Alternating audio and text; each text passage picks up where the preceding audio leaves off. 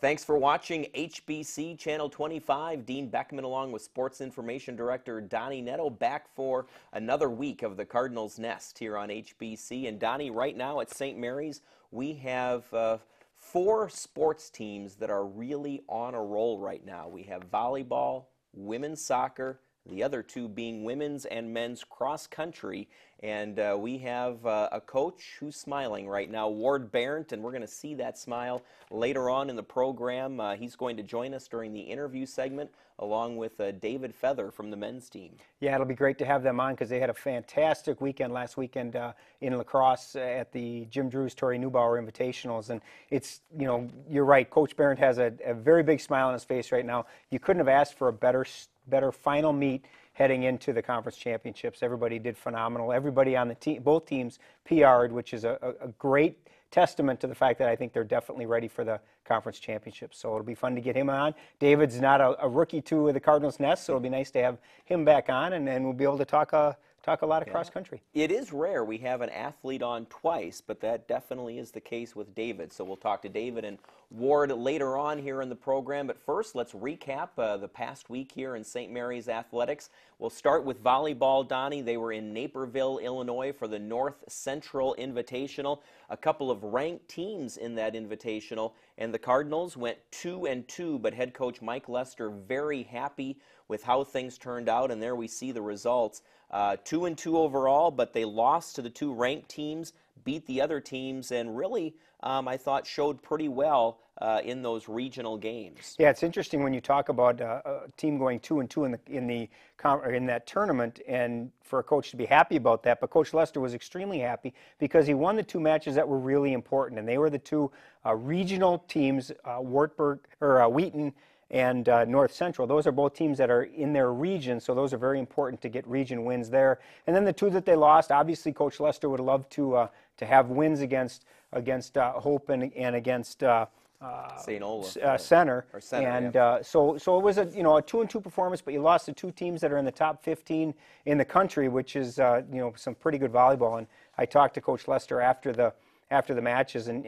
he was happy with the way they played, and that's the important thing is as long as they're playing well and playing up to their capabilities, he certainly can't complain about their performance. And I think he's feeling real good as they get ready for this stretch run where they basically have 4 matches left in the regular season, all conference matches, all very important matches in terms of conference standings and getting into the conference tournament. So it's nice what they did last weekend, but Mike's focus is definitely on this weekend and into next week. Yeah, Kelvin was that other team, a 9th-ranked team that they lost to there. And before that, as we saw on the graphic, and there we see what's coming up here, they're 18-8 overall, 4-3 in the conference. Wow, Friday, Saturday especially, rare for them to have back-to-back games like that. And as we tape this on Wednesday, Donny, this is actually their first Wednesday all season that they've had off. Exactly, and it's much-needed rest for them. They played the 4 matches last weekend, and now they will not play again until Friday night. So it's a good time for them to get some rest, heal up a little bit, and get ready for a big stretch run. And McAllister and Bethel are both teams that are below St. Mary's in the conference, but also teams that have beaten some very good teams this year. So it's going to be 2 very important matches, and I know that Coach Lester, as he'll always say, we got to take care of our business. We got to serve well. We got to receive well. If we can do those 2 things, the rest of it will take care of themselves. And Friday night's a big match in that it's Dig Pink night for St. Mary's, and all of the St. Mary's players in honor of breast cancer awareness will be wearing pink uniforms, and they're taking donations for every dig that they get. They will donate that money to breast cancer awareness. So it's a big night on Friday, and then they come back on Saturday against Bethel, and again, a very good team that we're going to have to be ready to play for. And last Wednesday at home, they took on St. Olaf, one of the top teams in the conference, and lost that one 3-1. What was Mike's comments after that game? Well, again, you're talking about it's a tough loss in that it was not only a team in the conference, but also a team in the region.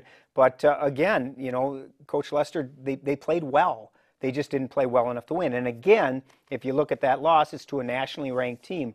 Right now St. Mary's is 18-8. 6 of those 8 losses have come against teams that are ranked in the top 25. So, when you're winning the games you're supposed to win, and you're losing to teams like St. Olaf and like St. Thomas and Concordia, teams that are ranked not only in the region but also in the nation, it's sometimes hard to feel too terrible about where you're at. And they're playing very good volleyball right now, and that's what you want. At the end of the season rolling around, you want to be at your best. So we'll see these last 4 matches. As we mentioned at the outset, another team really on a roll right now for St. Mary's is the women's soccer team, Donnie. They had a big 2-0 win recently over Hamlin.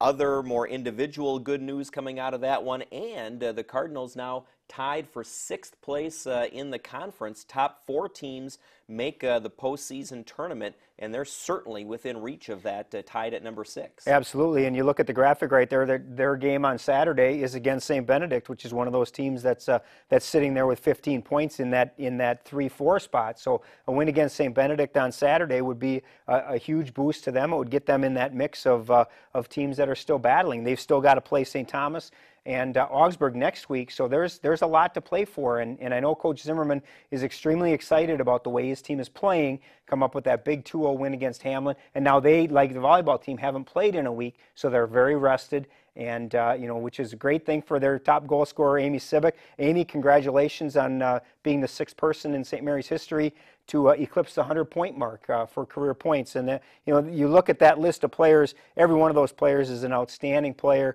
Julie Geeby was just inducted into our Sports Hall of Fame last year, and Heidi Campbell is already in our Sports Hall of Fame. Sue Steffen's in our Sports Hall of Fame.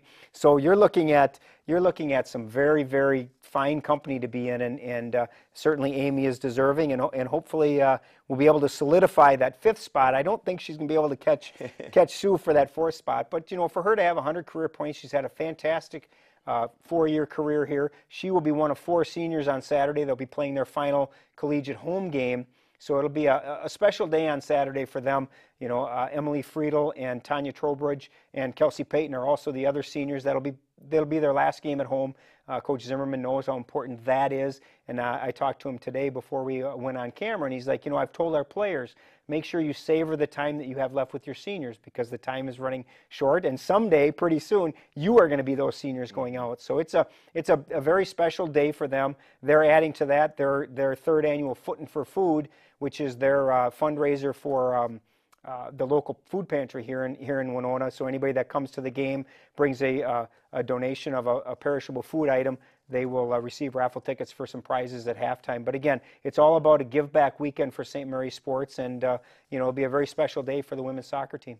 Lost in the mix of Sibick getting her 100th point is Cassie Hewlett. She recorded her 7th, and that's a league-leading shutout of the season. What a year! Everyone concerned about Mariana Sanchez not being there, and rightly so. But Hewlett is definitely stepping into that role nicely. Absolutely, Cassie has just gotten stronger and stronger with every game that she's played. And one of the things that gets lost in that 7th shutout is in the second half she stopped the penalty kick. So that's one of those things that very rarely happens, is you stop a penalty kick. So she's playing extremely well, and the whole team is. I mean, it's not just Cassie back there. She's got a great defensive core led by Rachel Gates-Vickery back there, and they're playing very well defensively. Offensively, they're getting some scoring from some people that maybe haven't been scoring before. Kelsey Payton got a goal last week, and so it's been a good mix for them. And right now they're playing, like you said, they're playing extremely well at the right time. With 3 games left in the regular season, this is when you want them to be playing very well, and hopefully they can continue it. And when we tape next Wednesday, we'll be talking about a win that really has pushed them right into that hunt for the 3rd and 4th spot in the conference playoffs. With men's soccer, Donnie, we're going to sound a little bit like a broken record as they lose to Hamlin 1-0. So again, the offense struggling. But I'll tell you, the injuries they're facing right now, and it certainly isn't an excuse, but they have 3 starters, 3 regular players who have not been playing recently, and certainly that has to affect their offensive opportunities. Absolutely, and we've talked about, you lost Brian New, they lost Phil Rendell. He and Chris Williams had been rotating in goal, and then Adam Lindsay got hurt against Hamlin. So you're right, the injury bug has really hurt them a lot. But even still, as Coach Dembeck will sound like the same broken record we are.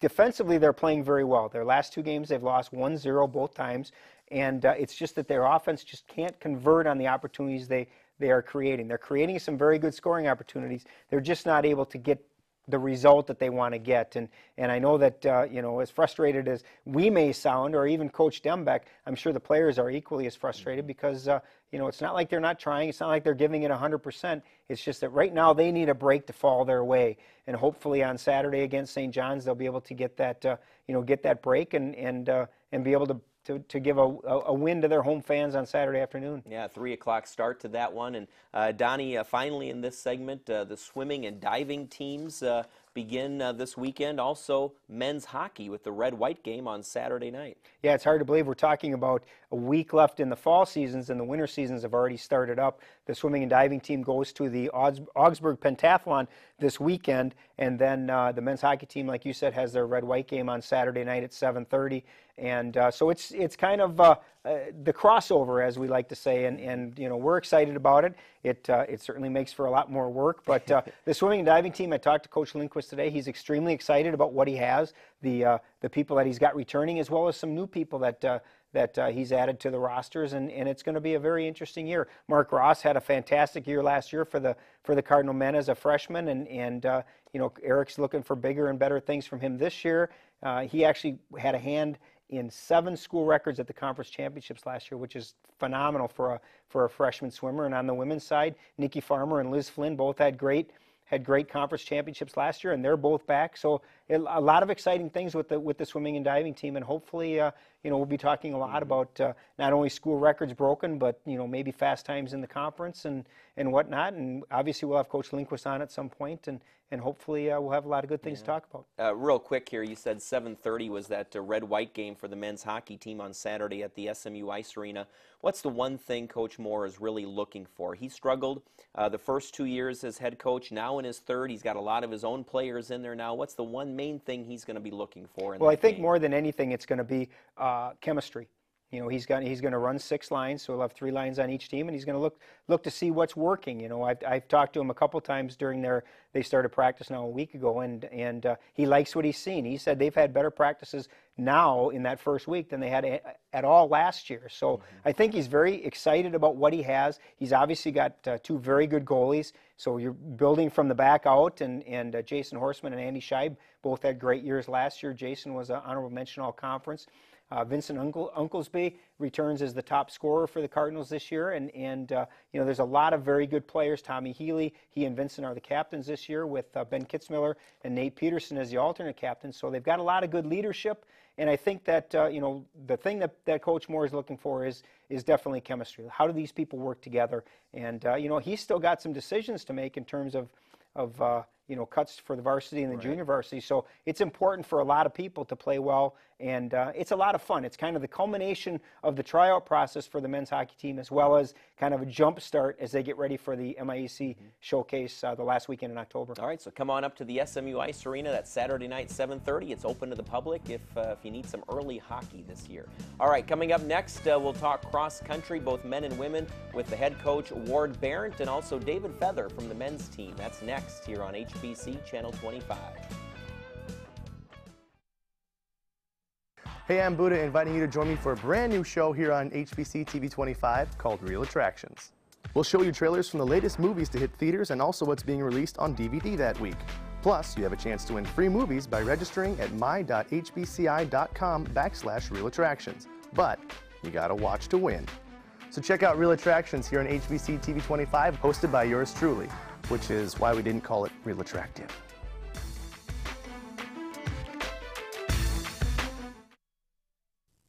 This is our Saturday. Our pride. Our history. This is our axe. No, this is our axe. This is our true color. This is our halftime. This is our tradition. Our nation. This is our time. Our big house. This is Minnesota football.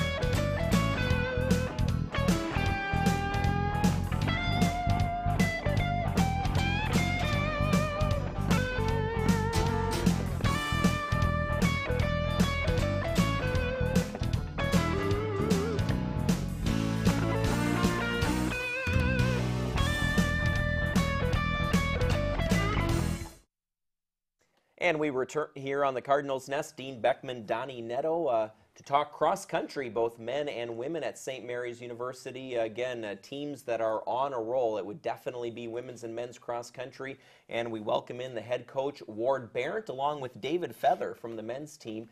David, you actually return. You were on the show last year to talk cross-country running. But we have a lot of guests here on the show, so for our viewers, maybe remind us where you're from and how you landed at St. Mary's. All right, I'm from Oak Creek, Wisconsin, and I was talking to Ward before I came here.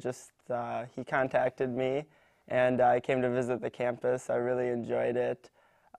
Met the people on the team. They were fantastic people, and then came down to the normal decision between one or two schools, and I decided on St. Mary's, and it's been a great decision ever since. And what year are you now? I'm now a junior. Junior, okay. And what's your major at St. Mary's? I'm a biology major, chemistry minor. Okay, great. It has been a great decision, hasn't it, Ward? Obviously, enjoying it. yeah, I was going to say, obviously, his decision to come to St. Mary's certainly has bolstered the cross-country program. Not to embarrass you, David, but talk a little bit about his impact on St. Mary's cross-country, because really it's just continued to get better and better as the years have gone on. Well, I think the biggest testament right now is actually this last meet, David moved into our #2 all-time position of top performances in cross-country. And with that kind of leadership, obviously there's going to be some people, oh, we can do it too. They want to join on and be part of it. And there certainly has been some excitement with his group and then the group that's a sophomore group now too. They know they can accomplish something, so it's been kind of his influence and his being able to lead the pack and role model too has been really good. So it's been a good influence on the team. David, on the guys' side, it seems like there's a little bit of a different attitude, especially race attitude this year over maybe last year and for sure the year before. I look at that No Limit Invitational as one that you guys actually went out and you were determined you wanted to win that race rather than just go out and kind of compete. Is there been an attitude change? There is a definite attitude change, and that's our main goal this season. Is we go out to win races now. We are always trying to better our performance, and actually we've done a great job this year. We've actually done better as a team every meet so far, and that we just constantly go over that every day in practice. That's our new outlook on things, and we're running to win, and it's just giving the guys a lot of confidence, and it's really working. It's got to be a breath of fresh air for you, huh, that they're taking this on themselves? Yep, absolutely. Now, Ward, you're coming off of the Jim Drew's Tori Neubauer Invitational. You were quoted after that one as saying it might have been the best guys' performance in the last 15 years. I mean, that's just an incredible statement if you think about it. Maybe tell us more. It was a 20th place finish, but put that into perspective for us. Well, our team top average time was, if you help me on this, 27:09, I believe. And I think it's been back since 1995, 96, when there was a pretty good squad that went through there. That may have been the only team that was better than that. So it could be the top team or second for sure all-time performance in St. Mary's history. So it's a pretty good perspective. And you look at the fact that now your next competition is, as we've always said, you point toward two meets, and that's the MIC and the regional. You're at the pinnacle right now, and that's where you want to be. So you must be feeling pretty good heading into next weekend. Yeah, absolutely. And to be quite honest too, although the performance was good, there's still room for improvement too. I don't think everybody ran the absolute best race that they could. And men's side and women's side both, there's still room to grow a little bit on it too. And we have competition in sight now. There's a couple teams right in our scopes that we're excited to go after. On the women's side in that one, Ward, we talked a lot about the men there, but the women did very well. In fact, I think all of the racers, and correct me if I'm wrong, but had personal bests in that one, right? For sure, had season bests on it, and 11 out of the 14 women competing had lifetime PRs in there too, which is really good. Especially, we came off Wartburg the week before. The women, we were disappointed with the performance. We weren't quite sure how we were going to bounce back. They took it as a positive spin on it. They're going to go out and prove that they could run. They ran well. David, when you come off of a performance, and he was talking about the women's performance down at Wartburg, but as a runner, when you come off of a performance that you're not particularly fond of, how do you bounce back? I mean, it's such an individualized sport to a degree. What has to happen for a runner who has a bad week one week to come back and have one of their best weeks the very next? That's a good question, and I think it's a different equation for every runner, but what I've found in my experience is that it's very important not to get too overly down on yourself about a bad performance, because This last race, I dropped a minute faster than I've been all season, but that's been because of a lot of different variables, just a lot of hard work towards the beginning of the season, heavy legs. So I felt I was in shape all season, but you just have to wait for that certain race to come. And I think if you overthink things and get way too down and say, you know, this just isn't my year, that's never going to work for you. So definitely keeping a positive attitude, and then maybe even just like relaxing at practice a little bit, get your legs back under you, and just go out and run how you feel. That's how you're going to have your best race. Ward, based off of that response, is your job as a coach half mental, you know, half physical coaching? Certainly what he's saying sounds to me like it's such a mental game that it's your job to kind of lift them up a little bit after a bad performance. It's very much a mental game, and if you get down too much on it, and Dave was talking about running with confidence, that's why the team's running better. If you let your confidence shake, well, it's self-fulfilling prophecy. If your confidence goes down, your performance goes down. So what you need to do is kind of keep on reminding them why their confidence is up. Good workouts, good races before. Might have just been a bad day. Let's move on. You know, we talked after the Wartburg invitation, we talked about the importance of running that race because the regionals are there getting kind of a preview of the course, so to speak. Most of the people on both your rosters are upperclassmen, so they've ran at Como Park before. How much of an advantage is that going to be heading into the conference championships, that they know the course and kind of know what to expect with that whole conference championship atmosphere? I think it's a huge advantage especially for the upperclassmen, because then they can relay it down to the freshmen too. Because on the women's side, the freshmen have been playing a pretty good role on the team success too. Their conference is run a little bit different than what I'm used to, so it takes a little bit of getting used to. As the upperclassmen can attest, the race strategies are slightly different at conference than they have seen the rest of the year. So it's going to be huge for them to be able to help the lowerclassmen down and get it figured out. David, how about that experience? Talk a little bit about the course that you're going to be running at the conference. You've run it now a couple of times. Yep. You know, does it help you out as a runner to know where everything is? It definitely helps. I think there comes a point where you can actually overthink it, so you want to find that good medium in between. Personally, I have not run well at this course in the past, but like we were talking before, you can't like let that hinder your performance too much. But just knowing what's coming, where the lay of the land, the hills, kind of where you want to make your move in the race is definitely one of the biggest things you can do in the sport of running to enhance your performance. So I think now coming into my third year, that's going to be a really big advantage. And I know already for a couple of weeks now, we've been talking to the freshmen and just letting them know, you know, it's a great course, there's some hills here and there, so just kind of preparing them for that meet. So I think we're going to run well when we go there. For my position, I knew exactly what David was going to do this year. I mean, I expected to be writing his name a lot. Talk a little bit about maybe who's become a surprise. Start on the guys' side and then maybe go to the women's side. But who's been a surprise for you this year? Who are the people that are stepping up to kind of help David out a little bit? Well, Peter Barash and Jake Traxler, we knew were gonna help us out, but they were freshmen last year, so you have to give them that year to develop. But Peter's done a great job moving forward. Jake's been a great leader and moving the position. Another freshman that's stepped up is John Sushri too, and he's been a great addition to helping out on the top 5 squad of it too. And John, is he a freshman, right? John is a freshman. How about on the women's side? It's one of those that, you know, Emily was 2 years ago was solid. She was injured a lot last year. Back, she did really well at the Tori Neubauer. You know, talk on the women's side. Who should we be looking for in 2 weeks? Who should I be writing about? Yeah. Well, Emily's definitely coming into her own. She's gaining more confidence as each race goes on, so I'm kind of expecting her to lead the team through the conference and regional meet. 2 freshmen that have been really dynamic this year have been Amy Spitzmuller and Kristen Thelen, and as they've been getting more race experience and getting more confidence, and they're not afraid to run with the top athletes, so it's fun to watch them. Yeah, and Joanna Pace we talked about as well, too. So, well, we're out of time for this segment. So, David and Ward, thanks for being on the show. Good luck in 2 weeks at the conference championships. Thank you. Thanks for having us. Thank you. You bet. All right, stay tuned. Donnie and I will be back to tell you about some upcoming St. Mary's campus events. That's next here on HBC. Sometimes life isn't about doing the popular thing or even the cost-effective thing. Many times it's simply about doing the right thing. When HBC did not receive the grant needed to construct a network in Minneska, we were disappointed. But we immediately went to the drawing board, and we are going to be delivering what we promised. Sometimes it's all about making the right decision. So welcome, Minneska. And we're back here on the Cardinals Nest. Dean Beckman, Donny, Nadeau, to wrap things up by telling you about some of the non-sporting events going on campus, although one of them is hosted by a sporting team. But first of all, we have the Page series that is hosting The Lion, The Witch, and The Wardrobe, a production put on by Theater Works USA. That'll be at 6:30 p.m. on Tuesday, October 26th.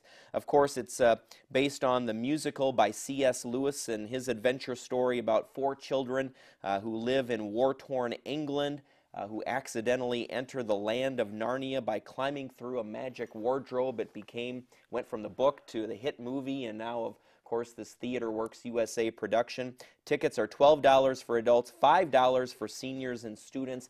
Not many tickets left from what I understand, so if you're interested, be sure to get those tickets right away. Also, the public is invited to attend a gathering at the Winona Public Library on this Saturday, October 23rd, in celebration of that Lion, Witch, and Wardrobe production. It's a free event beginning at 12:30 p.m. at the library, where teacher education students from St. Mary's will lead children in kindergarten through 6th grade in creating masks or simple costumes based upon the characters from Narnia. Light refreshments will be served, and participants will also have the opportunity to win a number of gifts. Also, the Haunted Forest is getting ready to start up this weekend, October 22nd and 23rd, continuing next weekend through the 31st. That'll be from 7 to 10 p.m. At the St. Mary's, right between the baseball and softball fields, Donny, is where this starts. It's really open for all age groups, although my own recommendation is they should probably be between 3rd, 4th grade if you're going to take them. The younger the person, they'll tone down the scares a little bit. The older the person, they'll ramp up the scares. So it's a good time. It's hosted by the softball team, and the proceeds from this fundraiser go to fund their spring trip for softball. And finally, Donny, elementary and preschool children are invited to attend the 10th annual St. Mary's Halloween Fun Night. That's from 5 to 7:30 p.m. This upcoming Monday night, October 25th, young trick-or-treaters can start out the evening at the Hall of Fame room located in the Toner Student Center. From there, St. Mary's students will lead the groups of trick-or-treaters through the different residence halls on campus, and they can go door to door for candy, and the students are there to pass out the candy. Last year, more than 700 youth participated in this event. It's free, it's safe, it's fun. It's sponsored by the Office of Residence Life at St. Mary's. I always take my kids to this, Donny. Really a good time from 5 to 7:30 p.m. Although definitely I would recommend getting there earlier rather than later. With such a good attendance, candy tends to run out. The students at St. Mary's love this event, and they love all the kids coming. And I can't bring my kids this year since my kids will be at St. Mary's handing out the candy. So it's a great event, and I know that all the kids that go do have a very good time. And like you said, it's a safe way for them to trick or treat. And for our students at St. Mary's, it's a lot of fun because they get to hand out candy, and it is a lot of fun to have all those kids dressed up as ghosts and goblins and whatnot, and they enjoy it and they have a lot of fun with it as well. And of course, that's on Monday, the Haunted Forest, the 22nd, the 23rd, and then continuing next weekend. So all kinds of fun Halloween stuff at St. Mary's. That's going to do it for the Cardinals Nest this week. Thanks for watching here on HBC.